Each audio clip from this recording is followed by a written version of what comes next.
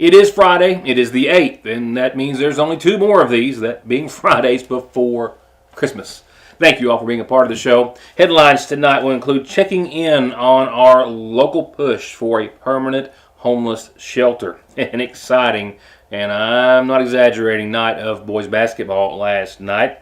And as well, a reminder about the Ivy Point Hill because, and that's where we'll go ahead and begin. My apologies last night. And I say that 99.9% of the time, if you tune in at 6 o'clock and or 11, and there's no message of any kind and no show on, I'm coming, hang on, wait for it. And most of you are very well aware of that by now. But last night, I think I was some 5.5 minutes or so late getting started. My apologies. And I can't put a message on saying, hold on, I'll be there, and then have the show getting ready to come on just because it just doesn't work that way for whatever reason, or I'm not smart enough to make it happen. Nevertheless, so if you don't see a message, hang on, I'll be there. Very seldom and hardly ever will there not be a message and not be a show. So my apologies. I try not to be late, but it is the news. With that said, that's where I'll begin before we get to tonight's headlines. A reminder, in case you missed last night's show or a portion of it, that the Ivy Point Hill is going to be closed next week for a number of days as they are making the switch to the new realignment. This will carry us through the winter before a finishing surface of asphalt can be applied next spring. As I showed you last night on the Conley Farm side of the Ivy Point Hill project, you can see the new alignment of this portion of 460 West. They've had, of course, this yesterday. They had the dense base there over to the left, and that will push or bring this portion of Route 40 over to the left if you're going towards Sagersville, and take it through the new cut, which they've been working on now for a number of months. But ahead of schedule, this was not set to be done till spring. On the Sagersville side of the Ivy Point, it looks as though right about here is where it will join the existing portion of 460 as the shelves to the left there and the hillside stop, and they've got topsoil there where vegetation and grass will grow. And just taking a quick flyover with the drone yesterday, watching traffic along the existing route of 460, which will be no longer, except for a portion of it, and that will be where motorists will be able to get to, and residents, for example, on the Gardner Farm, the residents there that sits adjacent or across from it, they will be accessing it from only one direction, and that will be the Sagersville side of the Ivy Point Hill at that Y that you saw, and we'll see again here in a few moments when the drone pans around. But you can see the cut there as it comes through. Has a significant curvature to the new realignment. There is also, as you can tell driving by, as you probably have, some significant slope to it as well, but certainly a much wider, much safer, and much more stable, that being the main thing, 460 that we'll see some 3,700 cars travel to it each and every day, as 460 West has done for a number of years. 3,700 cars. That was always hard for me to imagine, but a lot of traffic on this road. And remember, Monday of next week, they will close down the Ivy Point Hill completely to make this new realignment. It is set for Monday, Tuesday, and Wednesday, and I think to reopen on Thursday of next week. So the road closure starts Monday morning, as far as I have been told, and they are expecting to reopen it, I think, on the 14th, which is Thursday. Now let's talk about your weather. As of right now, I can tell you, I just got off the phone with Sagersville Hometown Christmas Committee organizers, and they are going forward with parade plans because the weather is showing a pretty decent window opening up from some early showers and some late significant showers and winds and possible storms. I will tell you that I'll have more on that topic in just a few moments. In other parade news, for those of you who are planning on going, man, that would just be so fun to get to go and have time to go. The governor announced today that the annual Frankfort Christmas Parade and lighting of the state's Christmas tree is going to be rescheduled. They're going to move it up due to the weather to next Saturday, the 16th. He and First Lady Brittany Bashir are encouraging everyone to come out and join them for a wonderful weekend of festivities. The parade will start not this Saturday, but the next at 6 o'clock on High Street. Go its way up Capitol Avenue, of course, by police escort. The floats and the vehicles will wrap behind the Capitol in front of the annex where the governor and First Lady will greet guests. Santa Claus, of course, is going to be there and will arrive on the final float of the parade, of course.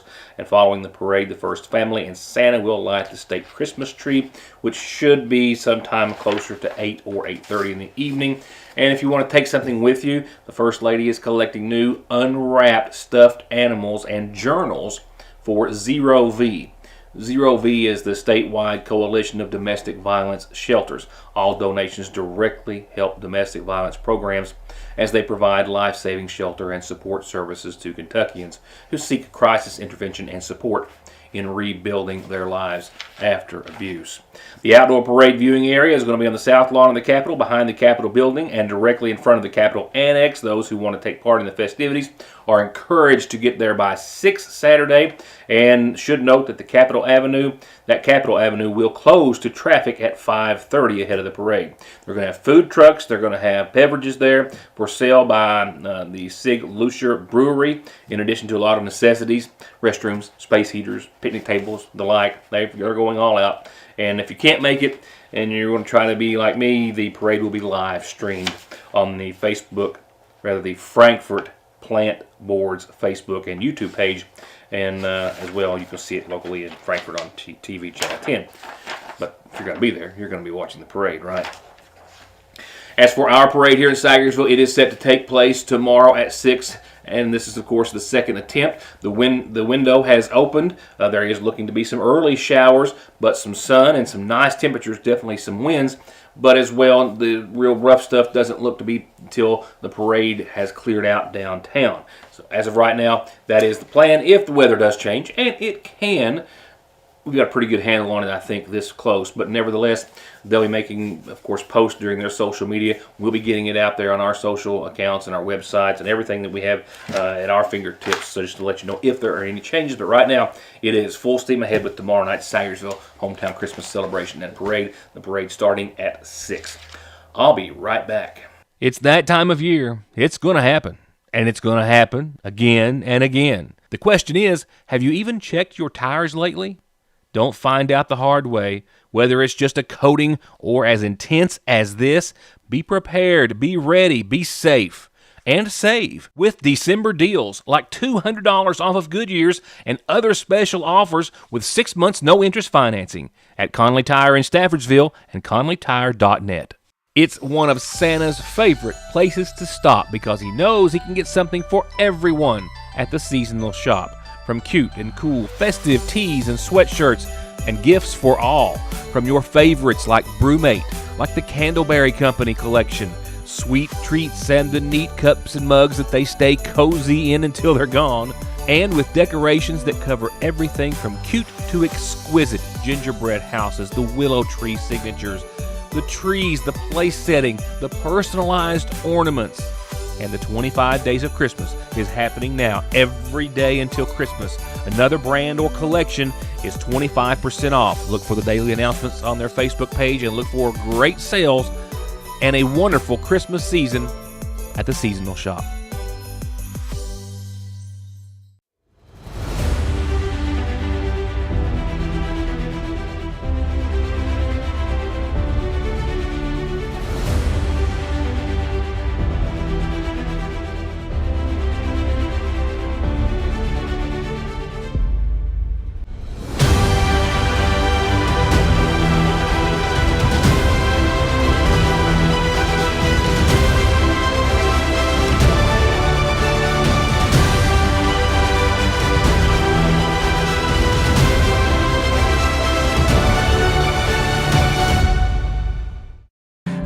Platinum Award-winning singer-songwriter Chris Janson is coming to the MAC, and he'll be playing hits such as Buy Me a Boat. But it can buy me a boat.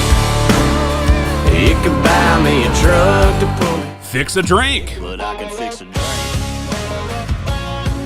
And one of his most recent hits, Good Vibes. I'm getting them good vibes. I'm living this good life. Get your tickets now. Call 1-888-MAC-ARTS, stop by the People's Bank box office, or visit macarts.com. I got me a full cup. I believe in Kentucky. I believe in Kentucky. I believe in small-town values. And mom and dad and the things they handed down.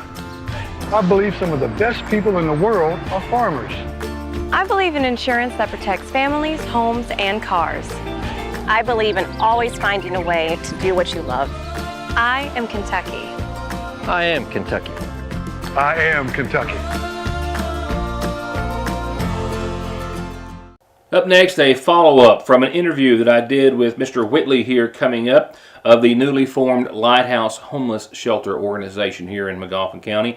You may recall I sat down with he's sitting at this desk actually, or in front of it I guess, back in October around the middle of the month, telling us about how he had gotten enough support to officially form the nonprofit, and in the early stages was getting some support in seeing it happen, seeing a permanent solution to, well, an all-growing issue that we, as do other communities, have. A growing homeless population that could use a hand. And with Christmas upon us, the Lighthouse Homeless Shelter has found some help with a large spruce and a well-established organization in Pike County, as well as some local elves. And it's in front of the Lloyd M. Hall Community Center, where you can find the Giving Tree, freshly decorated with donations earlier today, out in ahead of course, the holiday season and tomorrow's Christmas parade. You've been able to make any headway since? We have. We've gotten most of our paperwork done, and we're getting people on board every day to help us fundraise and get this thing off the ground. But in the meantime, we want to try to help the homeless through this holiday season as much as we can. That's why this tree standing behind me is a giving tree, and there will be scarves, hats and gloves, and other paraphernalia that they can use to stay warm until we can get off the ground and get a shelter in place where we can house the homeless. This, the before-mentioned tree that is adorned with mittens, toboggans, scarves, and will stay as such throughout the holidays, with some help of some new local support for the Lighthouse Homeless Shelter, as well as the before-mentioned well-established organization from Pike County. Magoffin County is one of the counties that we do serve, and as such, the Lighthouse Homeless Shelter has decided to do a giving tree, and we are proud to donate the gloves, the scarves, and the mittens for those that, as winter is approaching, may need a little extra warmth. And so we're proud to be part of the project, and we wish it much success and think that it's something that's needed in the community. Any other similar projects like this you guys do or are a part of? Currently, the Opportunity Center has a giving tree also, and we work with our partners to add to the tree as needed. It's been a good response because sometimes people can go by the tree and just simply get a pair of gloves, and it's better than having to come out and ask. Sometimes it's hard for people to ask for things that they need, and so we just wanted to be there as a symbol of the Christmas season and to just spread a little hope and warmth. And obviously there's room for more. And if you would like to help with this particular effort from the Lighthouse Homeless Shelter, it's as simple as decorating a tree. Absolutely, we're taking donations from anyone and everyone that would like to help the homeless. No donation is too small, and we're appreciative to every donation that we get. The homeless situation is in all areas to some degree, and I think that it takes community leaders, Rick, April, and Maddie, to understand and know and see this problem and try to be proactive and do something about it. So I think that kudos to them, and like I said, we're just happy to provide a little something to get it started. And beyond the giving tree, a lot of effort going into not just raising funds to try to see that someday they'll be able to have a permanent homeless shelter here serving the area, and at the same time continue to help to support those who find themselves homeless for whatever situation or reason it may be. Actually, we're going to have fundraisers at least every week here in the city to raise money to try to get this thing off the ground. We're looking in the future of having a nice facility, but until we get enough money to be sustainable, we can't get our grants for our facility. So we're asking everyone in the county or out of the county or anyone that wants to help the homeless to look at our what we're doing and give us a helping hand if you can. And to do so, to help in any form or fashion, in any way you can, As you heard Rick say, no donation or support is too small. You can call he or other members of the Lighthouse Homeless Shelter organization here in Magoffin County.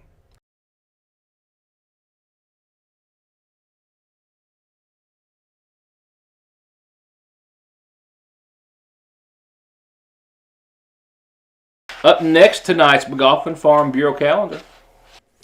2 important holiday reminders. Candy Cane Lane will pause next week when, of course, they pause traffic on 460 West for the Ivy Point Hill realignment. So I'm expecting them to be back open on Thursday if all goes as planned. So you'll have to take a break from Candy Cane Lane Monday, Tuesday, and Wednesday of next week. But right after that, and certainly up to, Santa's mailbox is there waiting, kids, but time's running out and mail only travels so fast. And make sure you put a return address on it if you send it. And do not forget, Trinity Revival Center in East Kentucky Missions, like I showed you last night, just across the street from the Sayersville Speedway, has got hundreds, over 1,000 gifts for kids. Tomorrow, 10 till 2, they'll be giving out kids boxes full of gifts, a Bible in each one, and some other treats as well. So bring the kids by Trinity Revival Center and the East Kentucky Missions. And I hope to see your calendar announcement on here whenever you've got it. And don't forget to send those birthdays and anniversaries too.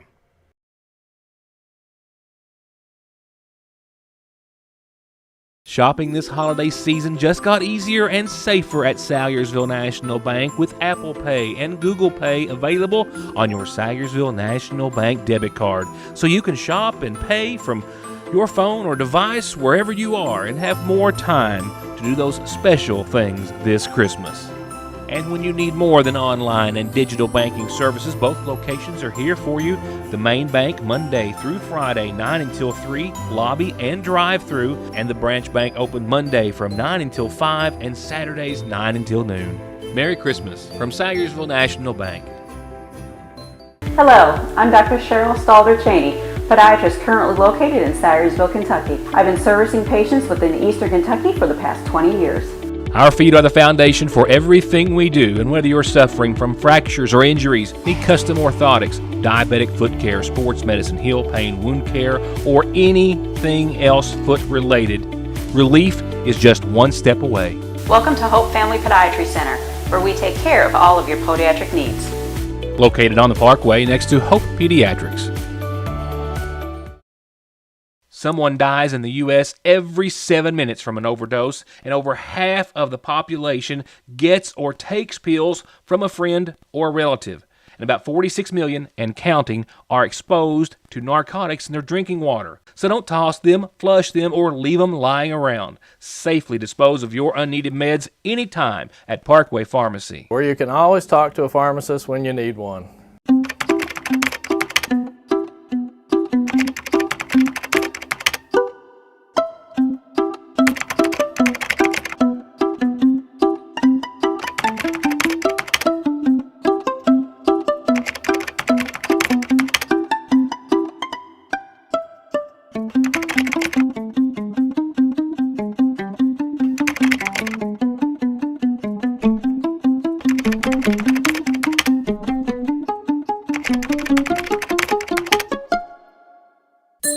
Appalachian Wireless has extended this sale through Christmas Eve. Save up to $850 off select devices. They're going to tech the halls with the latest and greatest devices with no activation fee and up to $850 off. Hop in your sleigh and go to your favorite Appalachian Wireless location or visit AppalachianWireless.com for complete details on getting up to $850 off the latest and greatest devices. We are you. We are Appalachian Wireless. Terms and conditions apply. See AppalachianWireless.com for complete details.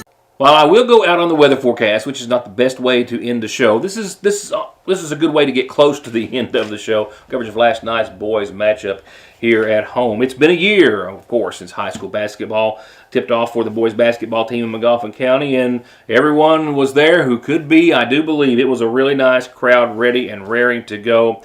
An exciting game to watch, pinning hopes of a great season and putting those wishes in everyone's stocking after seeing the boys last night. As the Hornets are flush with seniors, experience, a deep shooting bench, and what looks like a more methodical team. And we'll kick it all off with the latest member of McGoffin County's 1,000-point club. A 1,000-point scorer here at McGoffin County High School, senior Grayson Whitaker. 1,000 points for her scoring here at McGoffin County High School.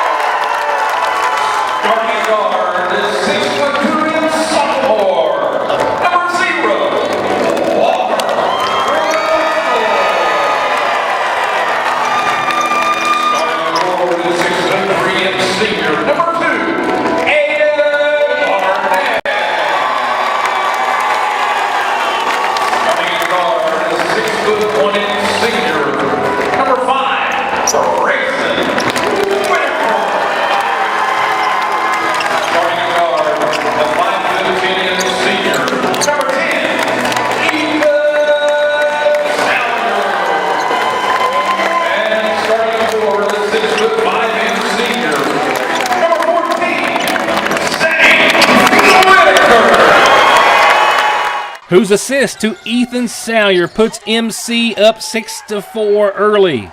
And while Letcher Central started off testing the Hornets through the first half, a lot of big shots.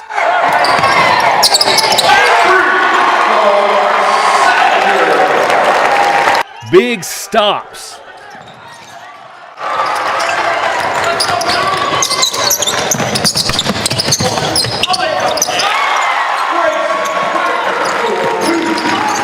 Times two.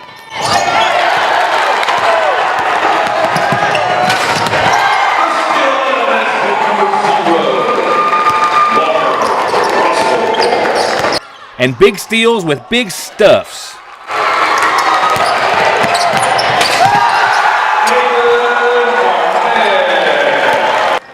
Some back-to-back.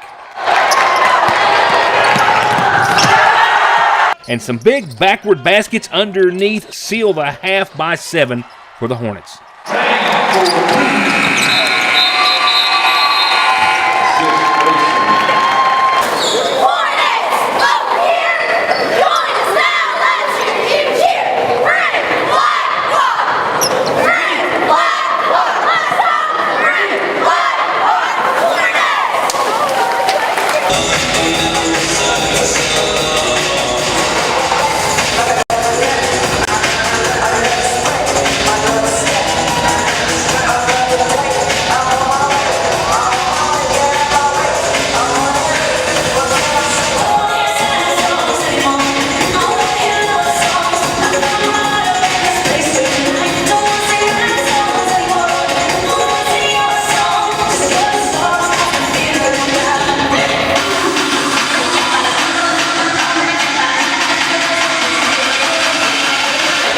For the second half, the hometown crowd sees the Hornets seal the win by 12 over the top 14th region seeded Letcher Central, who was 3-1 coming to McGoffin County last night, but got on the bus 3-2 after a 75-63 MC victory.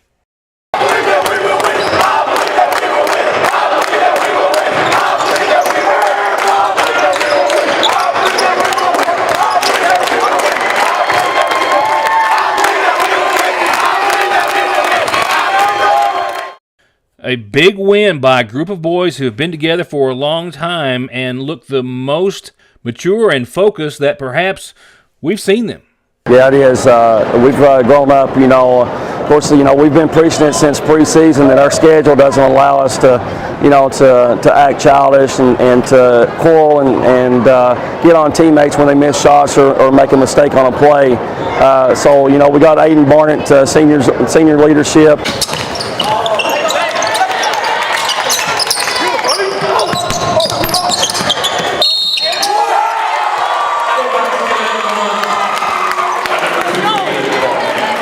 Got Zane Whitaker.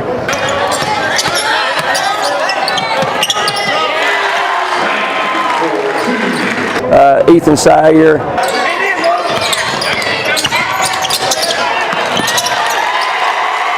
got Reed Meadows.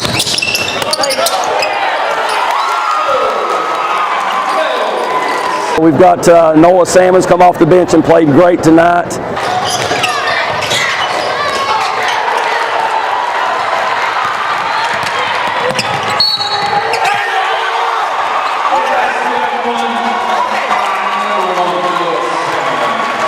And then you got Grayson Whitaker. Grayson's been playing best basketball, probably of his career the last couple of games.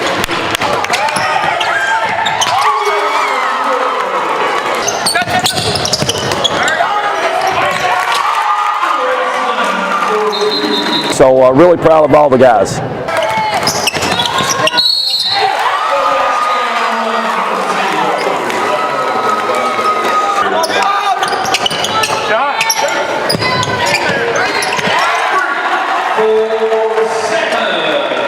They were having a little more fun as usual, I think. Is that safe? That's a safe statement, and it's like I told them, it's either you win or you learn. So we've already had 2 learning experiences. One at Perry Central where we had the game in control for until the last 4.5 minutes, and then we kind of lost our mind a little bit. So I'm glad to see that Letcher Central presses. I was kind of wanting to see how we would handle it tonight, and kids did a really good job. Really proud of them, proud of their effort, and move on to the next one. Next one's just as hard as this one. Get ready and hopefully have another big crowd like we did tonight. Great support, so we appreciate everyone. That win puts the boys even right now. 2 wins, 2 losses. That also puts them next on Tuesday here at home, hosting Pike Central. As Coach Castle said, another tough game here on the floor. And listen, having a crowd in the stands makes a difference as always. It absolutely did last night. They hope to see you there. They also have another game next week on Friday, hosting Valley, another home game. And then they're going to hit the road, and they're going to stay on the road until January the 9th or so. So 2 big games for the boys next week. Checking in on our Lady Hornets. They have 3 games in. They're looking for their first win, and they're going to be looking for it tomorrow on the road at Pike Central. They're on the road at Martin County Monday. They will be home next Thursday, hosting Phelps. All right, here's how it stands right now. We have a parade that looks to be on schedule for tomorrow, hoping that this is the schedule of tomorrow's incoming weather. All right, here's where we stand right now. Latest updates, latest data, latest timing for this evening and for the big weekend. Nothing on the radar to talk about right now. That will be a different story tomorrow, certainly later than this tomorrow night, I think. But look at this. Tonight, nice. 49 degrees is where we'll bottom out at. Showers not until after 5 a.m. So really for the rest of the evening, we'll just start to see increasing clouds and winds starting to pick up to 15, 18 miles per hour on the high side at times. Again, those shower chances really nothing to talk about until close to dawn in the morning. For your tomorrow, I think we'll see partly sunny skies here in the viewing area, and if we do, we're going to see mid-60s. Some folks might even get closer to the upper 60s in a few places. Partly sunny, southwesterly winds, 7 to 24 miles per hour on average. Shower chances. That's the big question. We have a 60% chance of some showers pretty much from noon on. We'll see shower chances before that, but we will see them pick up, and they will be scattered, and they will continue, and it looks as though there will be a gap. Right now, a pretty good one of a few hours of what might be some light rainfall waning off to that line, that cold front that's going to come through, which is not looking to be till somewhere between 8 and 10 o'clock. We're hoping closer to the 10 o'clock time frame after everyone has, of course, made it out of the downtown Sagersville area, and the parade is cleared out, and everyone's had a wonderful evening. That's the window right now. That's what we're going to go with, and that's why the parade is still on for tomorrow here in Sagersville, because we're fortunate enough to look as though we will have that window, and here's fingers crossed. Now, thereafter, Saturday and into your Sunday, the cold front really is taking hold. Temperatures are going to fall around 41 by midday, 3 or 4 o'clock in the afternoon, around that point. Still winds out of the west, northwest up to 15 miles per hour. We'll see 90% chances of showers and precipitation continuing, maybe another half of an inch of rain on Sunday. So we're talking about a solid inch of rainfall across the board Sunday night Saturday night and into your Sunday. And then by Sunday night, when temperatures dip below freezing, around 31, the moisture's around, we're going to see a few flakes. Just enough to suggest snow. I don't think it's going to make anything, but just, it's flakes, and it's a mind thing, right? And that is for your Sunday night. And then on Monday, it's out of here. Mostly cloudy, becoming mostly sunny. 40 degrees for your high, 23 for your low on Monday. And on into Tuesday, a pattern exists. Upper 40s for a few days, sunny, clear, and calm. 48 and 28, your high and low Tuesday, sunny, mostly clear. 48, 24, mostly sunny, partly cloudy for your Wednesday. 48, 26, sunny, mostly clear in your Thursday. And the pattern from there starts an upward tick. 52, mostly sunny by Saturday, hoping that next weekend will be another nice, dry, calm weekend, the likes of which we haven't seen in an entirety here for a little while. As for severe weather throughout this thing tomorrow night, we are less than in a slight risk category. So while it does exist, thunderstorms and some good winds really looks to be the main threat if we see that. So here's hoping everything goes off without a hitch. And right now, I'm pretty confident that it will. Come prepared. Come downtown. Please come downtown. It's a wonderful parade. You might want to pack an umbrella with you just in case. Get you a good spot to sit where you can maybe get back in the car before it starts. But here's hoping all goes well. And remember, if they change the schedule, look for the Sayersville Hometown Christmas Committee's Facebook page. Watch my personal and watch the Sayersville Independence, because we will be letting you know. That's it. Merry Christmas. Thank you all for watching. I'll see you Monday after what I hope is a wonderful weekend for you all.